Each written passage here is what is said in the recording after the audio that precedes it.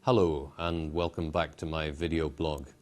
Here in Brussels this week we have a European Summit, formerly known as a European Council meeting, so we expect to see during the day Gordon Brown and President Sarkozy and Angela Merkel of Germany all coming in with their colleagues to try to reach agreement on three things.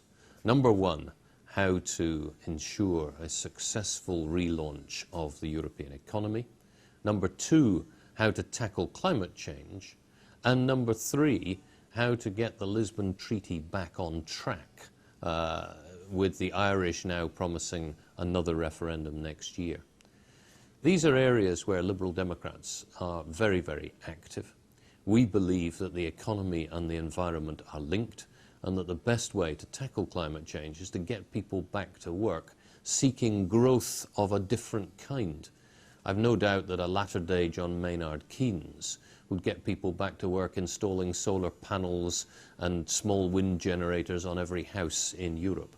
We've certainly got to make progress in capturing and storing the carbon that is pushed into the atmosphere from coal-fired power stations.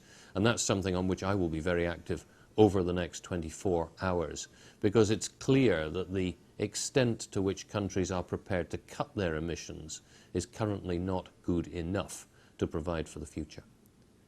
A kind of sideshow this week is that Mr. Declan Ganley, the billionaire businessman who funded the No campaign in the Irish referendum, has launched a Europe-wide political party called Libertas, which is the anti-European force fighting for seats in the European Parliament next year.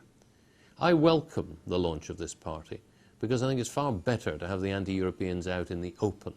And I hope that Mr. Ganley will now be more open himself about the funding of his business empire, about how much or how deep are his contacts with the Pentagon and with anti-European forces in the United States, and exactly what it is he's doing. And I challenge him to a public debate here in the European Parliament in January about the future of Europe, because I believe that most of our people now, looking at the kind of challenges we face across the world, recognize the value of European solidarity expressed through the European Union. That's really what's on our agenda this week. If you have any questions, please drop me an email, get in touch. I'd be more than happy to have your feedback. And if you'd like to tune in again in future weeks, I'll be back with another short video report of what I do and what my colleagues do on your behalf here in the European Parliament.